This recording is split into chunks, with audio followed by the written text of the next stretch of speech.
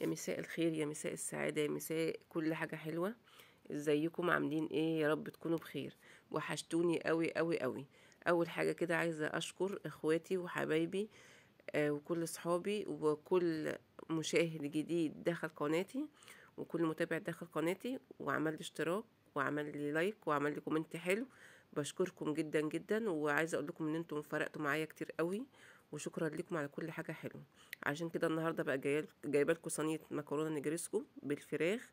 اي نعم، احنا ما كانش عندنا مقاديرها كلها، بس احنا قلنا هنتصرف كده ونعمل بقى صينيه مكرونه حلوه كده معتبره، وندبر بقى ونوفر ونعملها بأقل التكاليف. ومش هتكلفنا حاجة خالص، هنعملها من بواقي حاجات موجودة في البيت من غير أي تكلفة خالص.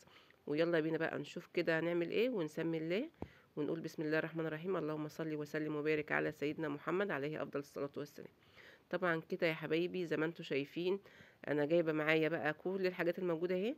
بصوا دي فراخ بتبقى عندي في الفريزر، يعني ممكن يفيد معايا حته اتنين تلاته احطها في كيس زي ما انتم شايفين كده في الفريزر، عشان طبعا في التلاجة ملهاش عمر، وفي نفس الوقت استفاد بيها بعد كده ان انا استغلها في اكلات تانية. لانه طبعا انتوا عارفين الفراخ بقى لما بتفضل ممكن تتركن في التلاجة بتبوظ بسرعة. لا، احنا لو فاض معانا حتة او اتنين بنحطها في الفريزر ونستخدمها نعمل لها اعادة تدوير بعد كده في حاجات تانية كتير. طبعا انا معايا بقى المكرونة اللي انتوا شايفينها دي، انا معايا كيس النص كيلو ده مكرونة شرايط اللي هي بتاعة النجرسكو، ومعايا كيسين مكرونة اسباجيتي عادية خالص، ومعايا بقى كيس جبنة موتزاريلا الطبق اللي انتوا شايفينه ده. الطبق ده نص كيلو، ومعايا بقى الزيتون زي ما انتوا شايفين، ومعايا بقى الفلفل. طبعا انا جايبه حاجات يعتبر اقتصاديه خالص، جايبه على قد الحاجه اللي انا هعملها بالظبط. يعني الفلفل ده طبعا مش هيتعمل كله، بس هيتوفر منه برضو الاكلات تانية، يعني هينفعنا في اكلات تانية. بس انا حبيت ان انا اعرفكم يعني الحاجات دي اقتصاديه، لان انا ما كانش عندي برضو غير كيلو لبن واحد في الفريزر، فجبت كيس بقى لبن بخيره. قلت هكمل منه، انا مش هستعمله كله، بس ايه، هكمل منه احتياطي، لو احتجت منه هكمل، ما احتجتش خلاص. لان طبعا بدخل الميه بتاعت سليق المكرونه برضو في البشاميل، فبتنفعنا برضو. عندي شويه شوربه صغيرين اللي انتوا شايفينهم دول، برضو قلت هستغلهم واكمل بيهم البشاميل. بيبقى طعمها حلو جدا، وفي نفس الوقت اقتصاديه، مش هتكلفنا برضو حاجه. معايا بقى ايه، طبعا الحله اللي انتوا شايفينها الحلوه دي فيها شويه ميه سخنه على النار، هنحط فيها شويه ملح، ونحط فيها برضو نقطتين زيت كده حلوين. لو مش عايزين تحطوا زيت عادي مفيش مشكله. وهنزل بقى بالمكرونه بتاعتي، بس انا طبعا عندي نوعين مكرونه فمش هينفع ان انا انزل بيهم مره واحده. فانا هسلق المكرونه الاسباجيتي اللي انتوا شايفينها دي، هسلقها لوحديها عشان هي هتاخد سوا ايه، موحد. بعد ما المكرونه اتسلقت الاسباجيتي شيلتها حطيتها بقى في المصفى، ورجعت بقى بالمكرونه الشرايط دي، نزلت في ميه السليق برضو بتاعت المكرونه اللي قبل كده. يعني انا مجرد ان هشيل المكرونه بس واخلي الميه زي ما هي، يعتبر برضو بتغلي سخنه اهي.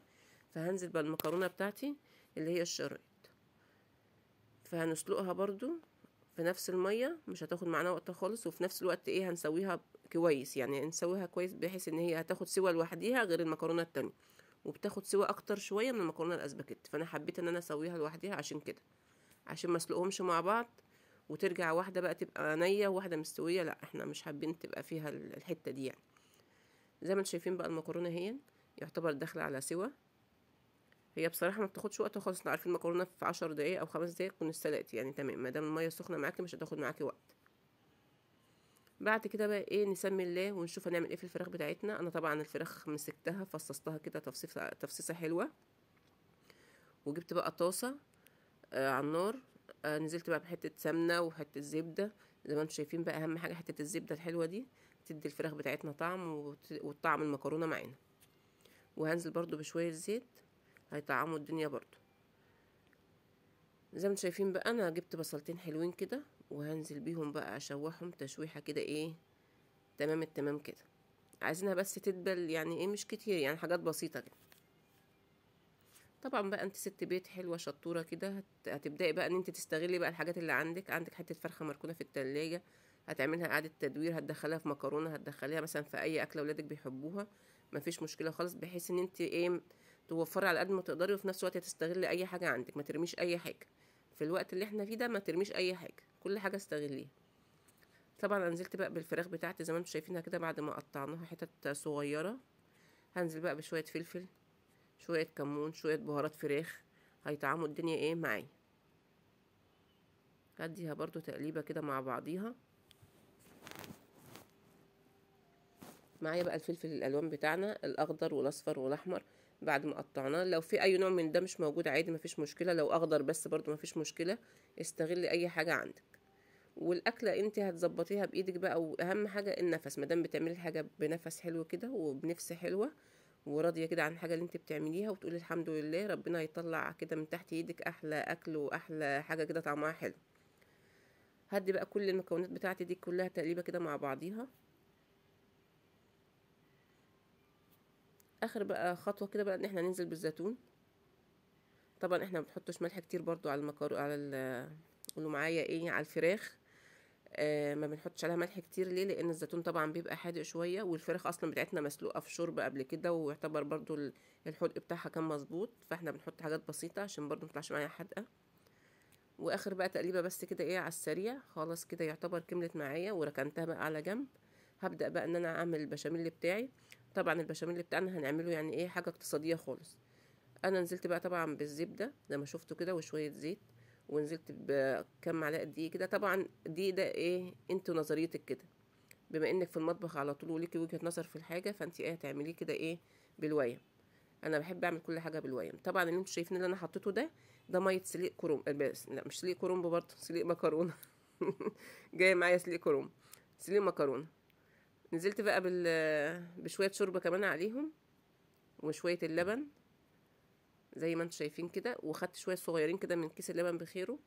وبدات بقى ان انا اقلب ايه كله مع بعضه كده تقليبه ايه حلوه. وهظبط بقى الملح بتاعه واحط شويه فلفل، واديله بقى تقليبه مع بعضه كده ايه سريعه كده حلوه. هنزل بقى بشويه جبنه موتزاريلا، هتدينا بقى طعم حلو برضو للبشاميل، وهتدينا بقى ايه المطه الحلوه الجميله بتاع الجبنه دي. ولو مش موجود موتزاريلا على فكره خالص عادي، يعني ما فيهاش اي مشكله خالص، ممكن تستغني عنها. يعني احنا ممكن نستغنى عن حاجات كتير قوي في الوقت الحالي اللي احنا فيه ده، والحاجه برضو هتبقى مظبوطه وهتبقى طعمها حلو. انا كده بقى خلصت البشاميل، هبدا بقى اجهز ايه المكرونه بتاعتي. جبت الصينيه بقى زي ما انتم شايفين، وهبدا بقى اجهز صينيه المكرونه الجميله بتاعتنا. هبدا بقى احط الاول شويه بشاميل كده في الارضيه بتاعه الصينيه، هوزعهم توزيعه حلوه كده. اجيب بقى المكرونه، طبعا انا قلبت المكرونه النوعين على بعضهم، يعني كلهم مع بعض كده ايه مفيش حاجه لوحدي. نزلت بقى الاول بالطبقه الاولانيه زي ما انتم شايفين كده، وهنزل بقى بالمكونات بتاعتي اللي هي الفراخ المعموله ايه على النار كده زي الشاورما كده، التتبيله بتاعتنا الحلوه دي. وهوزع بقى ايه في الصينيه كلها زي ما انتم شايفين. هنزل بقى بايه بشويه بشاميل تاني كده. اكمل بقى بقيه المكرونه، هنزل بطبقه المكرونه بقى اللي فاضله كلها. هي ما شاء الله المكرونه عشان كميتها كتيره برضو، انا معايا الصينيه ما شاء الله اصلا في الطبيعه حجمها كبير جدا، يعني تاخد لها كتير. يعني هي واخده ما شاء الله كيلو ونص مكرونه، غير بقى الخلطه اللي احنا حاطينها في النص دي. تشكيله الفراخ اللي انت شفتها دي يعني ما شاء الله واخده حجم كبير جدا. يعني ممكن الكميه دي كنت احطها في صينيه تانية، بس انا بقى ايه قلت احنا اللي هناكل، يعني مش محتاجه ايه ان انا ايه اعمل صواني كتير والكلام ده. لا هي اي نعم طبقتها تبقى تخينه شويه كده، بس انا قلت ايه نمشي الحال وخلاص. بس ما شاء الله يعني الصاج المكرونه ما شاء الله كبير يعني. ونزلت بقى برشه موتزاريلا كده على الوش تظبط الدنيا معانا، زي ما انتوا شايفين كده ايه حاجه اخر حلاوه كده واخر جمال. بصراحه ما خدتش مني وقت خالص، انا وقفت في المطبخ كده ما فيش كله مع بعضه مع بعضه كده، المكرونه كانت خلصت ودخلت الفرن بقى وطلعت ما شاء الله بالشكل اللي انتوا شايفينه الجميل ده. يعني ممكن من بواقي حاجات عندك في البيت تطلعي احلى حاجه، وهي اكله برضو قضت معاكي برضو الغرض ومشت معاكي اليوم. ببواقي فراخ ببواقي اي حاجه موجوده عندك ممكن تعمليها، وما شاء الله طالعه بالشكل الجميل اللي انتوا شايفينه ده. وولادنا طبعا بيحبوها، دي اكتر حاجات من يعني الحاجات اللي ولادنا اكيد بيحبوها، ما فيش حد بيعترض عليها، كلنا بنقول عليها تمام قوي. فالحمد لله طلعت معانا احلى صينيه مكرونه نجرسكو زي ما انتوا شايفين بقى كده، وغرقانه طبعا بالبشاميل والصوص الابيض اللي انتوا شايفينه ده جميل جدا، حاجه يعني طعمها روعه بصراحه. يعني ايه طبعا اكتبوا لي بقى تسلم ايدك والكلام ده، يعني ايه ما تنسونيش يعني بلايك حلو.